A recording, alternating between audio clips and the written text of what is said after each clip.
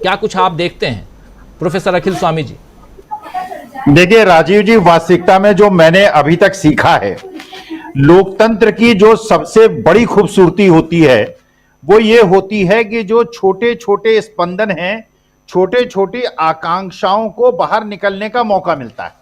ग्राम स्तर पर, पंचायत स्तर पर, ब्लॉक स्तर पर, जनपद स्तर पर, विधानसभा स्तर पर, लोकसभा स्तर पर। और जब ये लोकतंत्र में ये लोगों की अपेक्षाएं, जो लोग चुनाव लड़ते हैं, तो उनके जो उद्गार हैं, जो उनके आकांक्षाएं हैं, जो उनकी उमंगे हैं, वो जब उचंग भरती हैं और उसके बाद संघर्ष होता है, और जब वो हार जाते हैं, चुपचाप बैठ जाते हैं, जीतते हैं तो आगे बढ़ने का प्रयास करते हैं। ये लोकतंत्र की सबसे बड़ी खूबसूरती है। जो मैंने आपके फील्ड में बैठे हुए लोगों से सुना, मुझे ऐसा लगा जो भारतीय जनता पार्टी ने जो लोकतंत्र की मूल खूबसूरती थी उसको खत्म कर दिया। देखिए होता क्या है कि जब आप एक बड़े नेता को ऊपर से हर चीज पे थोपते हैं, जब आप एमसीडी में भी थोपते हैं, विधान परिषद में, विधानसभा में, लोकसभा में, तो उससे क्या होता है कि जब हर चीज ऊपर से आती है तो नीचे के लोगों की जो उमंगे हैं, उनकी जो आकांक्षाएं हैं, वो दब जाती हैं। अच्छा, एक कहावत है उत्तर प्रदेश की, आप लोगों को पता होगा, कहते हैं कि जबरा मारे और रोने भी न दे। देखिए ये स्थिति है 9.5 साल की। अगर जबरा मारे और रोने भी ना दे, अभी तो चलिए अपोजिशन वाले को जबरा मार रहा है और उनको रोने नहीं दे रहा है, किसी को 2 साल से, किसी को 1.5 साल अंदर भेज रहा है।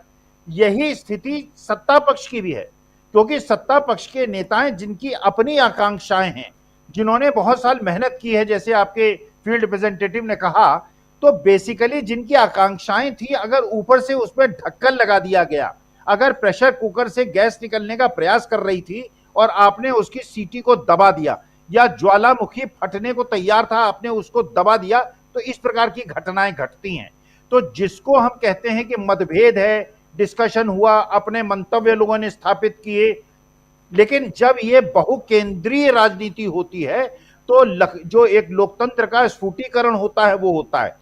जो भारतीय जनता पार्टी अटल जी के जमाने तक भी था, अटल जी भी अपने कार्यकर्ताओं की, क्योंकि लखनऊ में थे और लखनऊ में भी था, तो मैंने देखा था कि अटल जी के सामने छोटा छोटा कार्यकर्ता आता था, अटल जी को डांट के चला जाता था। तो उसकी जो आकांक्षाएं थी, वो ये कहता था, भाई देखिए अटल जी के पास गया, अपने मेंबर ऑफ पार्लियामेंट के पास गया, प्रधानमंत्री के पास गया, उन्होंने मेरी बात सुनी और मैंने अपनी सारे उद्गार उनको बता दिए। यही राजीव गांधी के साथ होता था, यही राहुल गांधी के साथ होता था। लेकिन जब ऊपर से सब उद्गारों को, प्रगटीकरण को आप रोक देते हैं, तो इस प्रकार के विस्फोट होते हैं।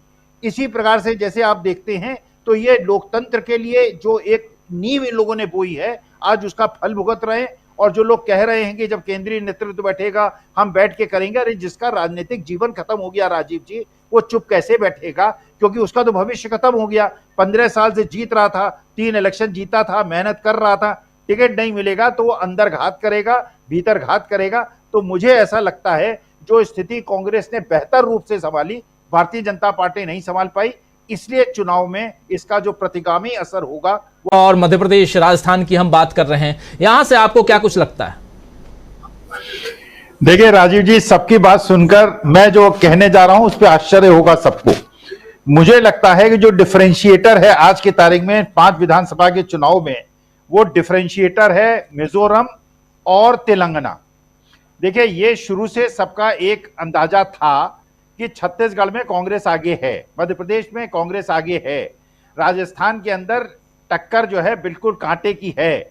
और ये सब मान के चल रहे थे, 2 महीने पहले स्थिति थी कि तेलंगाना में कांग्रेस तीसरे स्थान पे है और वहां पे बीआरएस बहुत ज्यादा स्ट्रांग है, मिजोरम में कांग्रेस बहुत पीछे है, ये मान के चला जा रहा था।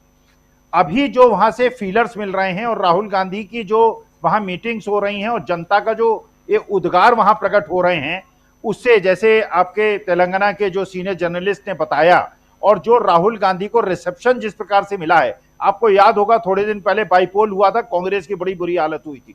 तो अगर इतना ज्यादा चेंज हो रहा है तेलंगाना और मिजोरम में, जहां तेलंगाना फाइट में नहीं थी, मिजोरम में फाइट में नहीं थी, अब वो फाइट में नहीं बल्कि एज में आ गई है, तो ये नहीं हो सकता कि छत्तीसगढ़, मध्य प्रदेश, राजस्थान इससे अछूते रह जाएं। तो ये जो वोट स्विंग है, जो एक परसेप्शनल वॉर होती है, इस परसेप्शनल वॉर को राहुल गांधी ने जीत लिया है। मोदी जी बैकफुट पे नजर आ रहे हैं, जो उनका एक एग्रेसिव टोन होता था वो खत्म हो गया है।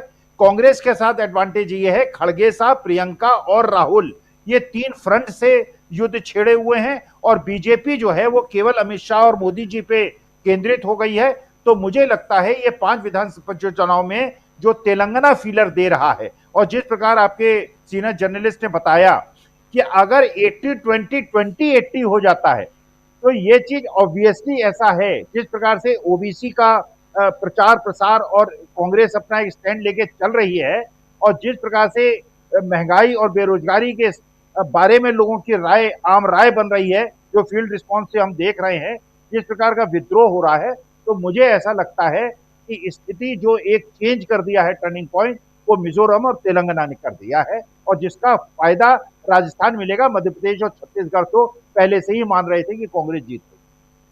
बड़ी बात और बहुत शानदार विश्लेषण आप कर रहे हैं। हमारे चैनल से जुड़े रहने के लिए YouTube पर टाइप करें DB लाइव, सब्सक्राइब बटन को क्लिक करें और बेल आइकन को दबाना न भूलें ताकि खबरें आप तक पहुंचती रहें।